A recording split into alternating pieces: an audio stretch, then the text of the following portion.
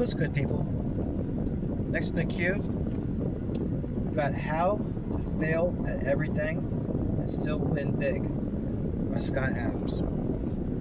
It's a decent little book, about a brick. You can go through it really quick.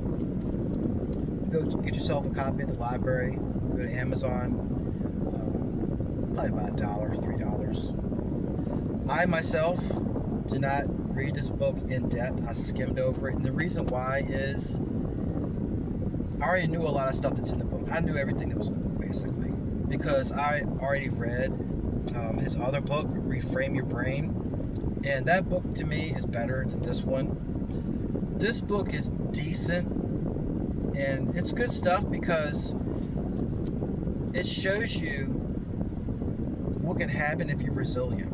And life's going to throw you curveballs. And Scott, God bless him, may he rest in peace. He tried a lot of different things that just didn't pan out. A lot of money, a lot of time, a lot of effort, and just went down the drain. But the important thing is, he didn't give up. He kept on moving forward. And that's what's the beauty of this book. You can get the copy of this book and read how many times he failed.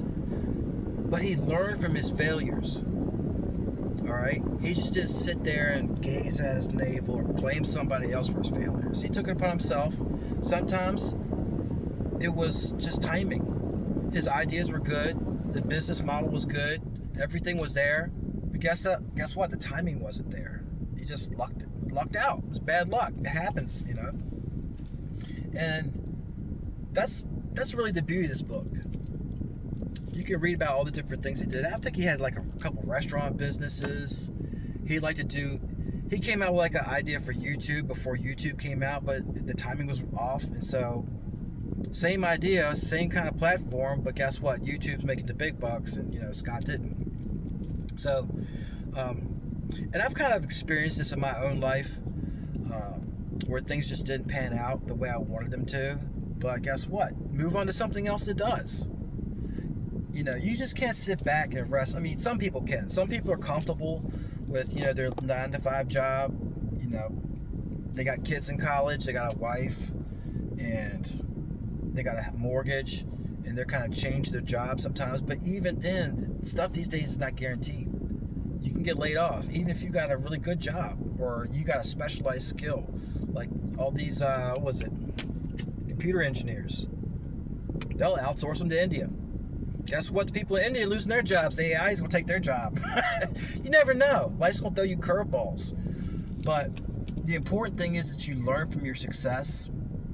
Well, you learn from your failures as well as your success. This book is about failures. Like these turning upside down. Anyway, but not everybody is going to have that job where you can just sit back on your laurels, make good money and pay off the mortgage. I mean, who can even get a mortgage these days? I mean, houses are unaffordable if you're not caking it. What do? You go sit there and whine and complain and blame somebody else's, for your problems. Hyperinflation and inflation is kind of, somebody else's fault. But really, is it? People vote for this stuff. They want free stuff. They think Santa Claus is real.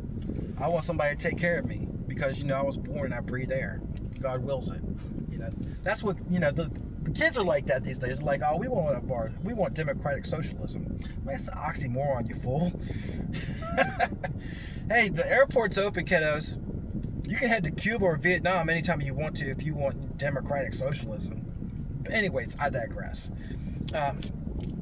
The important thing about both of these books that you can get a lot out of is building systems instead of goals. All right.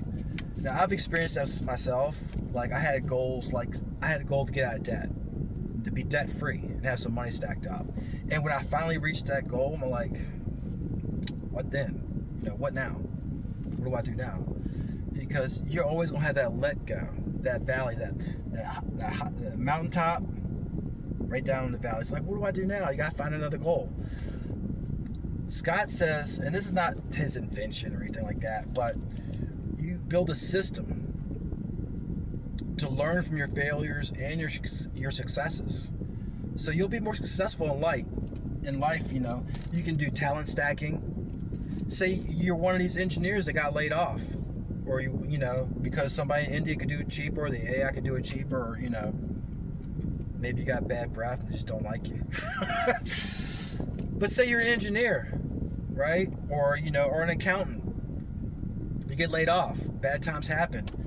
Guess what? If you got different talents, if you can work a tape measure or turn a wrench, swing a hammer, you might even like that more, make more money. But you won't be unemployed. You can go out there and start your own business. Maybe you like to drive. You got a desk job and start your own courier business. You never know until you try. You're not going to succeed unless you actually try.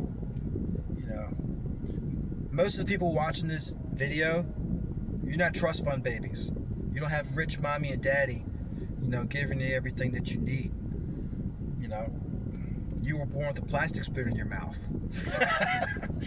Anyway, I'm ranting here. It's a good book, even though I didn't read it. The thing is, I already read the other book, and I recommend the other book more than this one.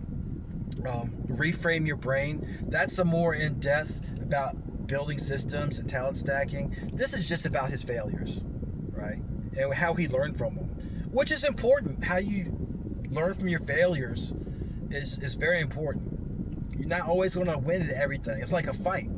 You're not going to win every fight. You're trying to avoid fights, but guess what? If a fight comes, sometimes you just got to throw down. Or like picking up chicks.